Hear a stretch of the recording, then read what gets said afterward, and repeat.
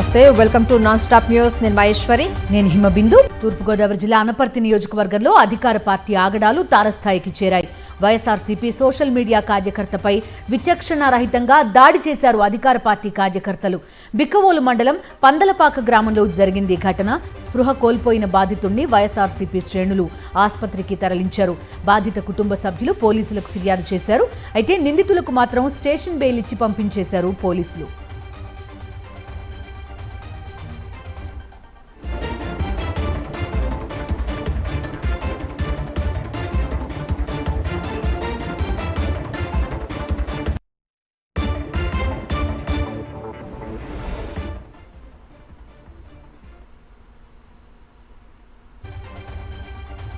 టీటీడీలోనూ Chandrababu credit చోరీకి పాల్పడుతున్నారు.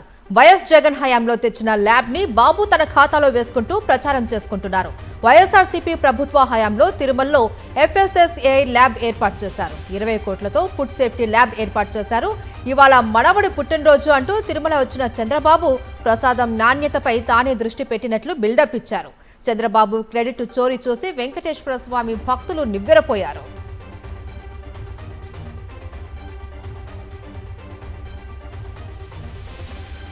CM Chandrababu TTD chairman BR నాయుడిని పూర్తిగా పక్కన పెట్టేశారా అంటే అవుననే సమాధానం వస్తుంది. చంద్రబాబు తిరుమల దర్శనంలో వివాదం చోటు చేసుకుంది. చంద్రబాబు శ్రీవారి ఆలయ మహాద్వారం వద్ద చైర్మన్ బిఆర్ నాయుడు కనిపించలేదు. మహాద్వారం వద్ద సీఎంకు టీటీడీ అధికారులు మాత్రమే స్వాగతం పలికారు. స్వాగత సమయంలో కనిపించలేదు చైర్మన్ బిఆర్ నాయుడు. ఇస్తికఫల్ స్వాగతం పలకాల్సిన టీటీడీ చైర్మన్ లేకపోవడంతో తీవ్ర చర్చ జరుగుతోంది. బిఆర్ నాయుడు ఎందుకు కనిపించలేదనే దానిపై టీటీడీ వర్గాల్లో చర్చ జరుగుతోంది. ఇక వైకుంఠ క్యూ కాంప్లెక్స్ లో సీఎం చంద్రబాబు సమావేశం జరిగింది. అయితే ఈ సమీక్షా సమావేశానికి టీటీడీ చైర్మన్ బిఆర్ నాయుడు గైర్హాజరు కావడం హాట్ టాపిక్ గా మారింది. టీటీడీ చైర్మన్ బిఆర్ నాయుడును చంద్రబాబు దూరం పెట్టారా లేక ఆయనే ఈ సమావేశానికి డుమ్మా కొట్టారా అన్నది చర్చనీయాంశమైంది. బిఆర్ నాయుడు రాసలీల వీడియోలే దీనికి కారణమా అన్న మరో చర్చ నడుస్తోంది.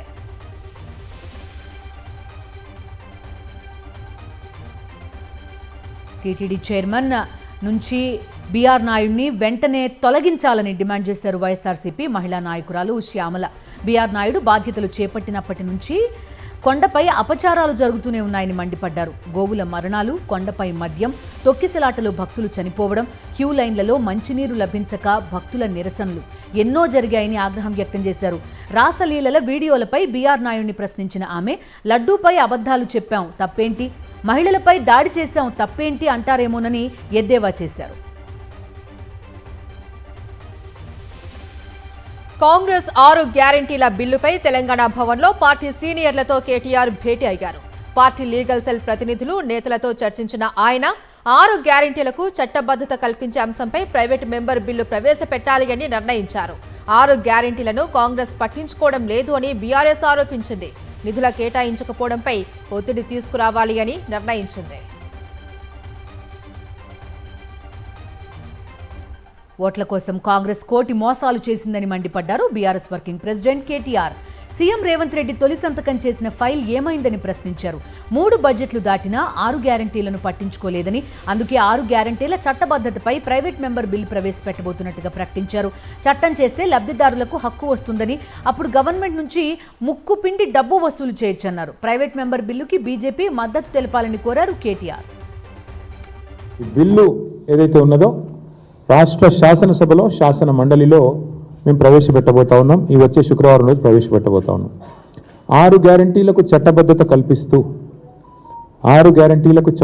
కల్పిస్తూ మరి వెంటనే దీన్ని ఆమోదించాలని కోరుతూ ఈ బిల్లును మేము ఇంట్రడ్యూస్ చేయబోతా ఉన్నాం. ప్రభుత్వం ముక్కు పిండి మీ పైసలు మీ ఖాతాలో పడేందుకే ఈ చట్టం తీసుకొని వస్తున్నాము. అందుకే గల్లా బట్టి నిలదీసే విధంగా మరి ఈ రకంగా ముందుకు పోతున్నాం. ఈ చట్టం విషయంలో, 6 గ్యారంటీల చట్టబద్ధత విషయంలో. నర్మెట్టకు ఆయిల్ పామ్ ఫ్యాక్టరీ తెచ్చిందే బీఆర్ఎస్ ప్రభుత్వము అన్నారు మాజీ మంత్రి హరీష్ రావు. కాళేశ్వరం నీళ్లతోనే ఆయిల్ పామ్ సాగు పెరిగింది అన్నారు. బీఆర్ఎస్ హయాంలో పూర్తయిన పనులను ప్రారంభిస్తూ ఉన్నారని ఎద్దేవా చేశారు. 3 పంటలకు రైతు బంధు ఎగ్గొట్టారు అని, వడగళ్లతో పంటలు దెబ్బతింటే రూపాయి ఇవ్వలేదు అన్నారు. కాళేశ్వరాన్ని కూలేశ్వరం అన్న రేవంత్ రెడ్డి ఆయన చేతుల మీదుగా ఈ ఆయిల్ పామ్ ఫ్యాక్టరీ ప్రారంభం అవడం అనేది శోచనీయం. అట్లీస్ట్ ఇప్పటికన్నా కళ్ళు తెరువు రేవంత్ రెడ్డి. కాళేశ్వరం కూలేశ్వరం కాదు, కాళేశ్వరం తెలంగాణకు వరం. నువ్వు నర్మెటలో ఏ ఆయిల్ పామ్ ఫ్యాక్టరీ ప్రారంభిస్తున్నావో ఆ ఆయిల్ పామ్ ఫ్యాక్టరీకి కూడా 20 కోట్ల లీటర్ల కాళేశ్వరం జలాలే ప్రతి సంవత్సరం ఇవ్వడం జరుగుతుంది.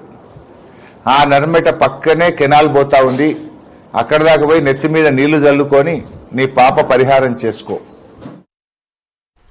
మాజీ మంత్రి జీవన్ రెడ్డితో మంత్రులు శ్రీధర్ బాబు, అడ్లూరి లక్ష్మణ్ చర్చలు విఫలమయ్యాయి. పార్టీ మారే విషయంలో జీవన్ రెడ్డి పట్టు వీడడం లేదు. కాంగ్రెస్ లో తాను కొనసాగలేనని తేల్చి చెప్పినట్టుగా తెలుస్తోంది. మంత్రులు శ్రీధర్ బాబు, అడ్లూరి లక్ష్మణ్ బుజ్జగించినా జీవన్ రెడ్డి మాత్రం తగ్గడం లేదు. కాంగ్రెస్ లో కొనసాగేందుకు ససేమిరా అంటున్నారు. బీఆర్ఎస్ నుంచి కాంగ్రెస్ లో చేరిన 10 మంది ఎమ్మెల్యేలను పక్కన పెట్టడమే పరిష్కారమని జీవన్ రెడ్డి చెప్పినట్టుగా తెలుస్తోంది.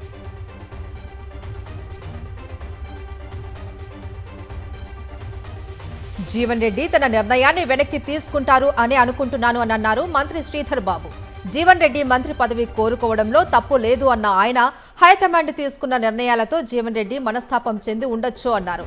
జీవన్ రెడ్డికి భవిష్యత్తులో న్యాయం చేస్తామని మహేష్ గౌడ్, మీనాక్షి నటరాజన్ చెప్పారు అన్నారు.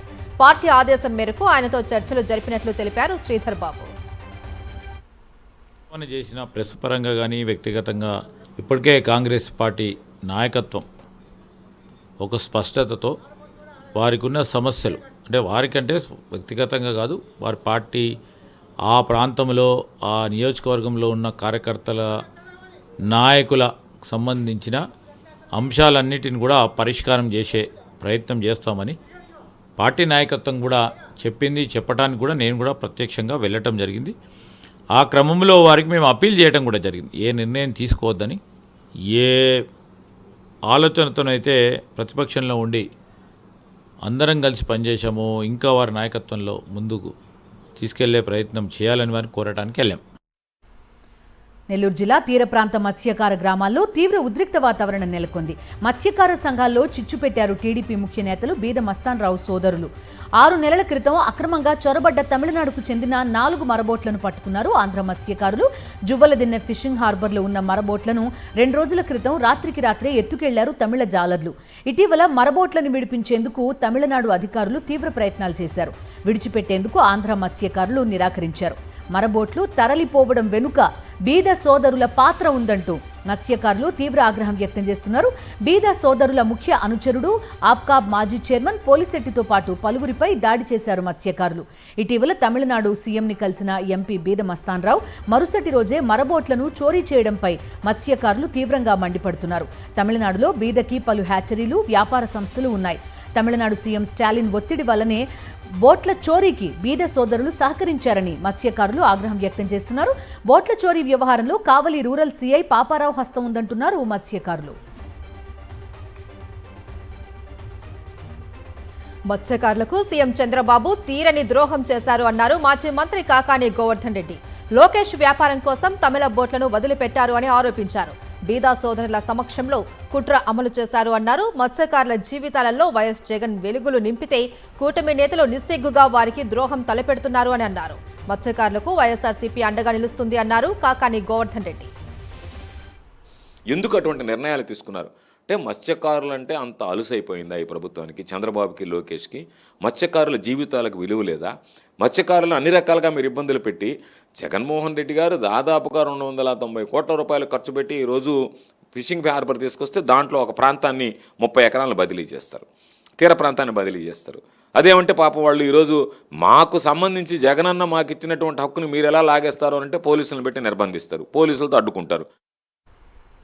Steel plant, bulk drug park నిర్వాసితులను కూటమి ప్రభుత్వం గాలికొదిలేయడంపై సిపిఎం నేతలు ఫైర్ అయ్యారు. నిర్వాసితుల సమస్యలు పరిష్కరించకుండా స్టీల్ ప్లాంట్ భూమి పూజ చేస్తుండటంపై ఆగ్రహం వ్యక్తం చేశారు. Arcelor Mittal Nippon steel plant విషయంలో కూటమి ప్రభుత్వం పక్షపాత వైఖరిని దుయ్యబట్టారు. అనకాపల్లి జిల్లా నక్కపల్లి మండలం చిన్నబోదిగలంలో సిపిఎం పార్టీ బృందం పర్యటించింది. భూ నిర్వాసితుల సమస్యలు అడిగి తెలుసుకున్నారు. 2013 భూసేకరణ చట్టాన్ని తుంగలో తొక్కిన కూటమి ప్రభుత్వం నిర్వాసితులకు 25 లక్షలకు బదులు 9 లక్షలు ఇచ్చి చేతులు దులుపుకుందని విమర్శించారు. నిర్వాసితులను ఆగమేఘాల మీద ఇళ్లు ఖాళీ చేయించడంతో ఉన్న శ్రద్ధ వారికి ప్యాకేజ్ చెల్లించడంలో లేదన్నారు. అధికారం పొందిన నాటి నుండి కూటమి ప్రభుత్వ కవ్వింపు చర్యలకు అడ్డు అదుపు లేకుండా పోతుంది. కృష్ణా జిల్లా బందరు నియోజకవర్గం 33వ డివిజన్లో రంజాన్ సందర్భంగా శుభాకాంక్షలు తెలుపుతూ వైఎస్ఆర్సీపీ మాజీ కార్పొరేటర్ మీర్ అస్గర్ అలీ ఏర్పాటు చేసిన ఫ్లెక్సీలను ధ్వంసం చేశారు. మచిలీపట్నం వైఎస్ఆర్సీపీ ఇన్ఛార్జ్ పేర్ని కిట్టు ఫోటోలతో ఉన్న ఫ్లెక్సీలను గుర్తు తెలియని వ్యక్తులు చింపివేశారు. గతంలో కూటమి నాయకులు ఇలాంటి చర్యలకే పాల్పడడంతో ఇప్పుడు కూడా వాళ్లే ఈ దుశ్చర్యలకు పాల్పడ్డారు అనే ఆరోపణలు వ్యక్తమవుతున్నాయి. మొయినాబాద్ డ్రగ్స్ పార్టీ కేసులో కీలక మలుపు చోటు చేసుకుంది. సాఫ్ట్వేర్ ఇంజనీర్ అభిషేక్ సింగ్ ని సిట్ అదుపులోకి తీసుకుంది. రోహిత్ పార్టీకి డ్రగ్స్ సరఫరా చేశాడు అభిషేక్ సింగ్. అభిషేక్ నుంచి డ్రగ్స్ కొన్నాడు రోహిత్ రెడ్డి డ్రైవర్ శరత్. రోహిత్ కి 24 సార్లు అభిషేక్ డ్రగ్స్ సరఫరా చేసినట్టు సిట్ అధికారులు చెబుతున్నారు. అభిషేక్ సింగ్ సెల్ ఫోన్ డేటాను విశ్లేషిస్తోంది సిట్ టీం. ఇజ్రాయెల్ ఇరాన్ యుద్ధ ప్రభావంతో తెలంగాణలో పెట్రోల్ డీజిల్ కొరత ఏర్పడుతుంది. సరైన సమయంలో ఆయిల్ అందకపోవడంతో రాష్ట్రంలోని దాదాపు 30% బంకులు మూతపడ్డాయి. నో స్టాక్ బోర్డులతో హైదరాబాద్లో పెట్రోల్ బంకులు దర్శనమిస్తున్నాయి. పెట్రోల్ డీజిల్ దొరక్కపోవడంతో వాహనదారులు ఇబ్బందులు పడుతున్నారు. గ్యాస్ కొరత కారణంగా హోటల్స్ ఆన్లైన్ ఆర్డర్లు తీసుకోకపోవడంతో తీవ్ర ఇబ్బందులు పడుతున్న గిగ్ వర్కర్లకు ఇప్పుడు పెట్రోల్ సమస్యలు ఎదురవుతున్నాయి. హైదరాబాద్లోని పలు పెట్రోల్ బంక్ల వద్ద నో స్టాక్ బోర్డులు దర్శనమిస్తుండటంతో గిగ్ వర్కర్లు తీవ్ర ఇబ్బందులు పడుతున్నారు. రోజుకు కనీసం 600 కూలీ కూడా గిట్టుబాటు కావడం లేదని చెప్తున్నారు. ఏపీలోని పలు జిల్లాలలో వర్షాలు కురుస్తున్నాయి. గుంటూరు జిల్లాలో ఈదురుగాలులతో కూడిన వాన బీభత్సం సృష్టించింది. అల్లూరి, పోలవరం, కాకినాడ, తూర్పుగోదావరి, ఏలూరు, ఎన్టీఆర్ జిల్లాలతో పాటు గుంటూరు, పల్నాడు, మార్కాపురం జిల్లాలకు ఆరెంజ్ అలర్ట్ జారీ చేశారు వాతావరణ శాఖ అధికారులు. అటు విశాఖ, అనకాపల్లి, నెల్లూరు, కడప జిల్లాలకు ఎల్లో అలర్ట్ జారీ చేశారు. పిడుగులు పడే ప్రమాదం ఉంది అని ప్రజలు అప్రమత్తంగా ఉండాలి అని సూచించారు. ఎన్టీఆర్ జిల్లా ఇబ్రహీంపట్నం మండలం గుంటుపల్లిలో పిడుగుపడింది. జయప్రద నగర్లోని ఒక అపార్ట్మెంట్ సమీపంలో గడ్డివాముపై పిడుగుపడింది. దీంతో గడ్డివాము దగ్ధమైంది. పెద్ద శబ్దం, ఆకాశంలో మెరుపుతో పిడుగుపడ్డంతో అక్కడి వారంతా భయాందోళనకు గురయ్యారు.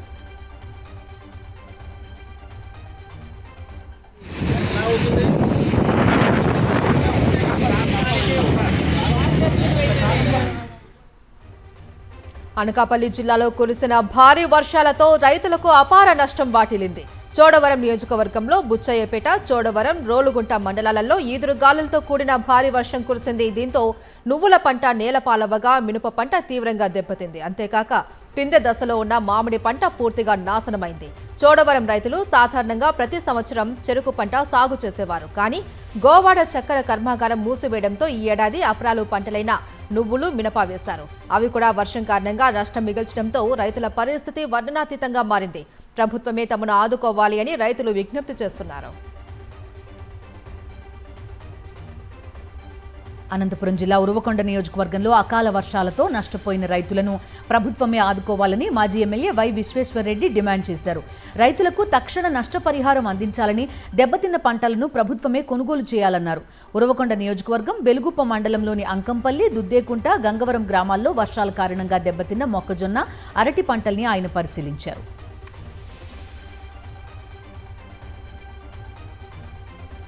విదేశాలకు రవాణా చేసేందుకు వెళ్తున్న పాలిష్ చేసిన రేషన్ బియ్యాన్ని కాకినాడ పోర్టు వద్ద సివిల్ సప్లై శాఖ అధికారులు పట్టుకున్నారు. కాకినాడ యాంకరేజ్ పోర్టు వద్ద గోడౌన్లలో జాయింట్ కలెక్టర్ అపూర్వ భరత్ ఆకస్మిక తనిఖీలు నిర్వహించారు. ఈ సందర్భంగా 5 లారీలలో ఉన్న 65 లక్షల విలువైన 140 మెట్రిక్ టన్నుల రేషన్ బియ్యాన్ని అధికారులు గుర్తించారు. లారీలను సీజ్ చేసి నిత్యావసర సరుకుల చట్టం ప్రకారం కేసు నమోదు చేశారు. ఇక రేషన్ బియ్యం విదేశాలకు రవాణా చేసేందుకు యత్నించిన మిల్లర్లు, ఎక్స్పోర్టర్లపై క్రిమినల్ కేసులు నమోదు చేశారు.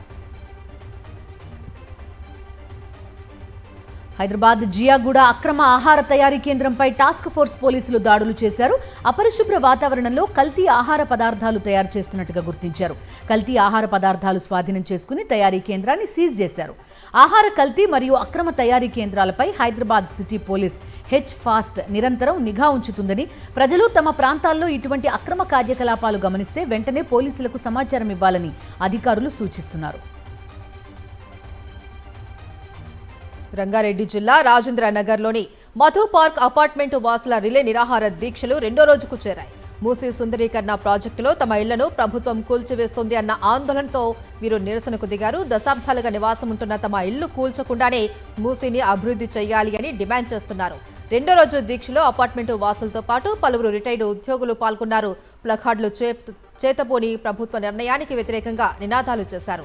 మూసీ అభివృద్ధికి తాము వ్యతిరేకం కాదు అని, అయితే ప్రజల జీవన హక్కులను కాలరాయడం సరికాదు అన్నారు.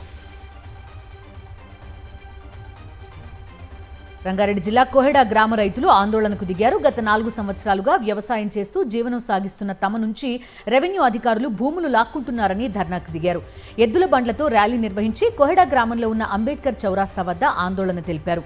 ఎన్నో ఏళ్లుగా వ్యవసాయం చేస్తున్న తమకు ఇచ్చిన పట్టా చెల్లదని, రాత్రికి రాత్రే అధికారులు పంట తొలగించేశారని రైతులు వాపోయారు. నష్టపరిహారం చెల్లించిన తర్వాతే ప్రభుత్వం ఎలాంటి సాయమైనా తీసుకోవాలని డిమాండ్ చేశారు. సంగారెడ్డి జిల్లా అమీన్పూర్లో రెయిన్బో ఇంటర్నేషనల్ స్కూల్ వద్ద విద్యార్థుల తల్లిదండ్రులు ఆందోళనకు దిగారు. అకాడమిక్ ఫీజులతో పాటు పాఠ్య పుస్తకాలు, నోట్బుక్స్, ఈవెంట్స్ పేరుతో వేలాది రూపాయలు అడ్డగోలుగా వసూలు చేయడంపై నిరసనకు దిగారు. ఈ విషయంపై స్కూల్ యాజమాన్యం, ప్రిన్సిపల్ ఖచ్చితమైన హామీ ఇవ్వకపోవడంతో పేరెంట్స్ మరింత అసంతృప్తి వ్యక్తం చేశారు.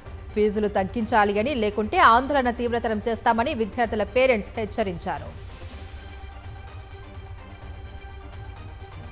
పెద్దపల్లి జిల్లా కాట్నపల్లిలో కార్ బీభత్సం సృష్టించింది. గొర్రెల మందపైకి కార్ దూసుకెళ్లింది. ఘటనలో 10 గొర్రెలు స్పాట్లో చనిపోయాయి. గొర్రెల కాపరికి, కార్ డ్రైవర్కి తీవ్ర గాయాలయ్యాయి. వీళ్ల పరిస్థితి విషమించడంతో కరీంనగర్ ఆసుపత్రికి తరలించారు.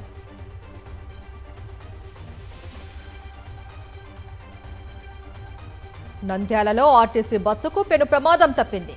ఫారూక్ నగర్ పెట్రోల్ బంకు వద్ద ఎదురుగా వస్తున్న బైక్ను తప్పించబోయిన ఆర్టీసీ బస్ కరెంటు స్తంభాన్ని ఢీకొట్టింది.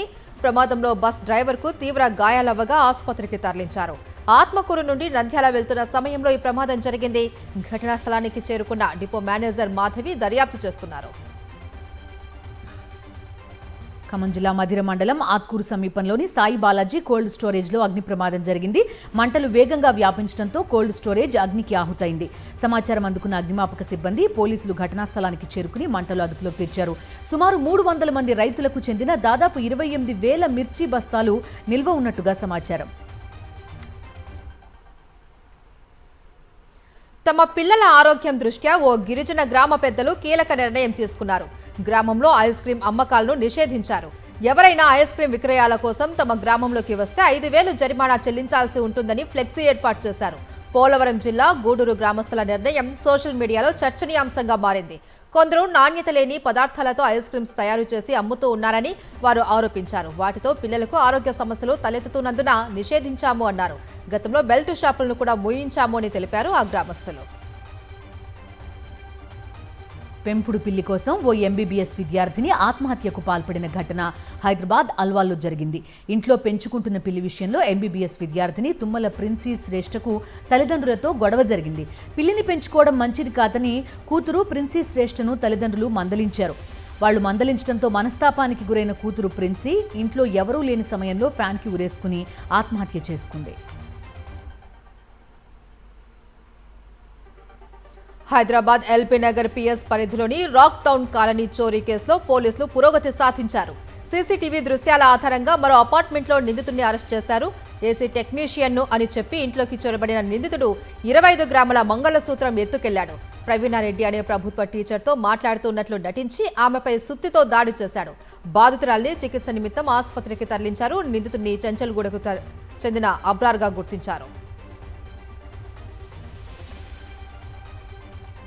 కాకినాడ జిల్లాలోకి పెద్ద పులి మళ్లీ ఎంటర్ అయింది. ఏలేశ్వరం మండలం కంబాలపాలెంలో పులి పంజా విసిరింది. పెద్ద పులి దాడిలో లేగదూడ మృతి చెందింది. కంబాలపాలెం మర్రివీడు గ్రామస్తులు పెద్ద పులి భయంతో వణికిపోతున్నారు. అతడు బరితెగించిన మోసగాడు. నిరుద్యోగుల అమాయకత్వాన్ని ఆసరాగా చేసుకున్నాడు. అందినంత దండుకున్నాడు. చివరికి పాపం పండడంతో పోలీసులకు చిక్కాడు.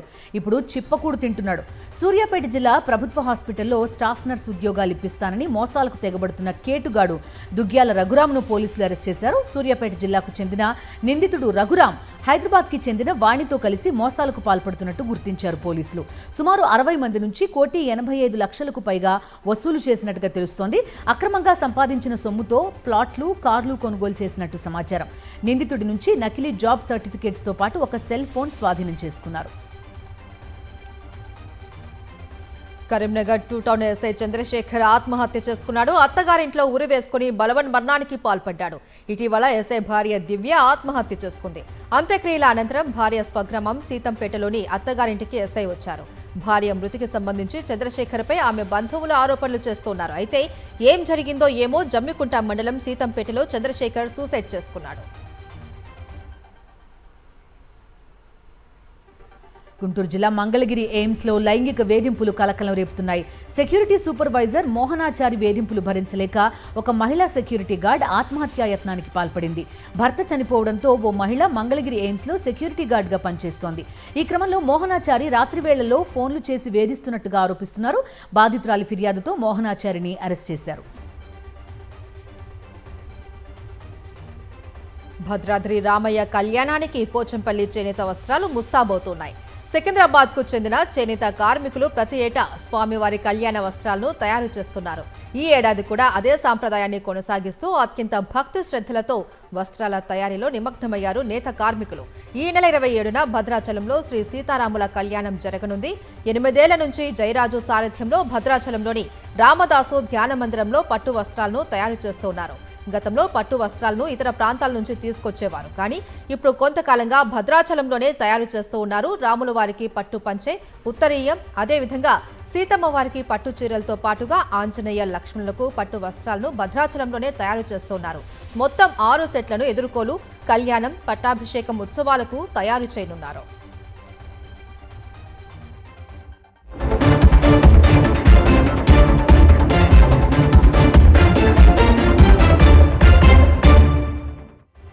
జాతీయ వార్తలు చూద్దాం. వాణిజ్య సిలిండర్లపై కేంద్ర ప్రభుత్వం కీలక నిర్ణయం తీసుకుంది.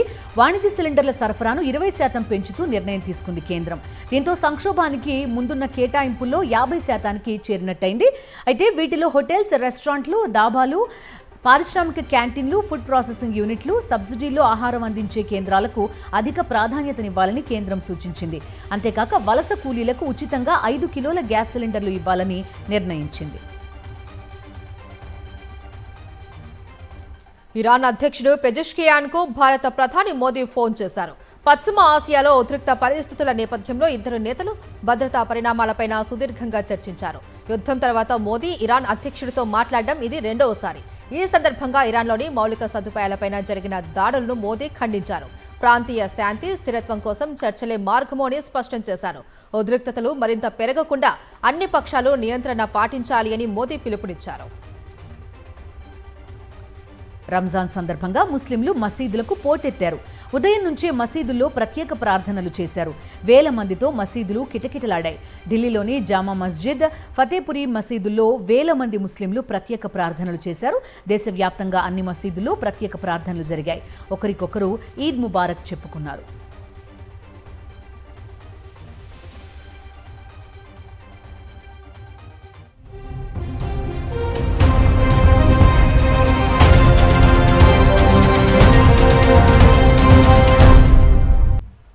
అంతర్జాతీయ వార్తలు చూద్దాం. ఇజ్రాయెల్, అమెరికా, ఇరాన్ల మధ్య దాడులు, ప్రతి దాడులతో పశ్చిమ ఆసియాలో ఉద్రిక్త పరిస్థితులు కొనసాగుతూ ఉన్నాయి.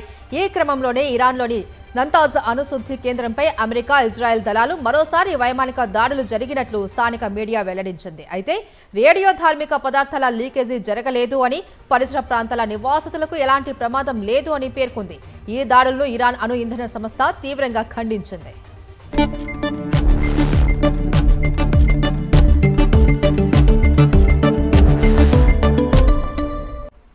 Coming to business updates. పశ్చిమ ఆసియాలో ఘర్షణలు రోజురోజుకు తీవ్రమవుతున్నాయి. వార్ నేపథ్యంలో సురక్షిత పెట్టుబడి సాధనంగా భావించే బంగారం ధరలు పెరుగుతాయని అందరూ భావించిన అంచనాలకు భిన్నంగా భారీగా పడిపోతూ ఉన్నాయి. ఇవాళ అంతర్జాతీయ మార్కెట్లో ఔన్స్ బంగారం ధర $4,500 దిగువకు పడిపోయింది. 1983 తర్వాత ఒక వారంలో పసిడి ధర ఈ స్థాయిలో పతనమవ్వడం మళ్లీ ఇప్పుడే. వెండి ధరలు కూడా గరిష్టానికి చేరి మళ్లీ పతనమవుతూ ఉండటంతో మదుపర్లు ఒత్తిడికి గురవుతున్నారు. ఇవి నాన్ స్టాప్ న్యూస్ అప్డేట్. పశ్చిమాసియా యుద్ధం మరింత తీవ్రమవుతుందా? గల్ఫ్ కూడా యుద్ధంలోకి ప్రవేశిస్తే ఇరాన్ తట్టుకోగలుగుతుందా? మ్యాగజైన్ స్టోరీలో చూద్దాం. Stay with us.